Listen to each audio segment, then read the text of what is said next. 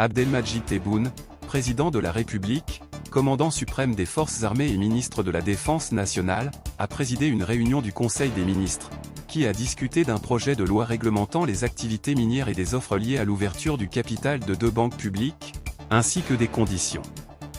et les modalités d'octroi de biens immobiliers industriels destinés à la mise en œuvre de projets d'investissement, en plus d'évaluer le processus d'indemnisation des marins et des pêcheurs. Un communiqué de la présidence de la République à l'issue de la réunion indique, aujourd'hui, M. Abdelmadjid Tebboune, président de la République, commandant suprême des forces armées et ministre de la Défense nationale, a présidé une réunion du Conseil des ministres, qui a discuté d'un projet de loi réglementant les activités minières et les offres liées à l'ouverture du capital de 2 banques publiques, ainsi que les conditions et modalités d'octroi des biens immobiliers industriels destinés à la réalisation de projets d'investissement. En plus d'évaluer le processus d'indemnisation des pêcheurs marins. Après que le président de la République a ouvert le Conseil des ministres, puis que le Premier ministre a présenté l'activité du gouvernement au cours des 2 dernières semaines, le président a donné les ordres, instructions et directives suivants. Concernant un projet de loi réglementant les activités minières.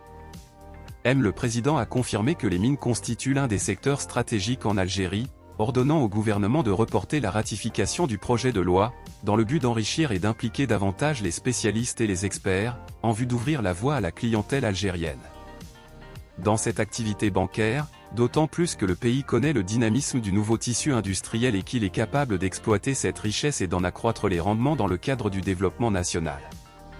Concernant une proposition d'ouverture du capital de 2 banques publiques. Le président de la République a souligné que le processus d'ouverture du capital des 2 banques publiques, le Crédit populaire algérien et la Banque locale de développement, doit tenir compte des méthodes de gestion modernes, car le processus vise à impliquer le secteur privé dans la gestion de ces institutions financières importantes, prennent des décisions économiques et créent un environnement compétitif et bénéfique. Sur nos citoyens qui sont clients des banques.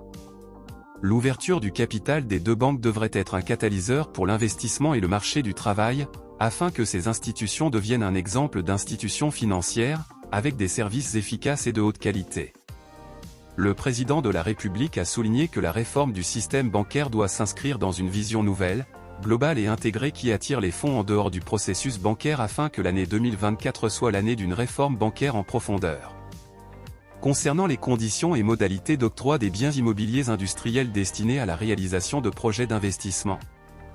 Le président de la République a ordonné au gouvernement d'introduire davantage de facilité dans le système de travail de l'agence spécialisée dans l'octroi de ce type de biens immobiliers, loin de toutes complications administratives et bureaucratiques, dans le but de lutter contre la corruption et de faciliter le travail des opérateurs économiques.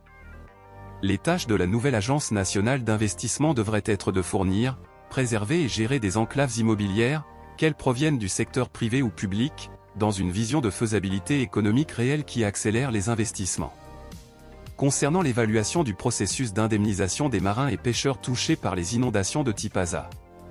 Le président de la République a affirmé que l'État n'abandonnera pas ses enfants dont les biens sont détruits dans des circonstances exceptionnelles et impérieuses causées par des catastrophes naturelles, et que la dimension solidaire de l'État est un principe établi.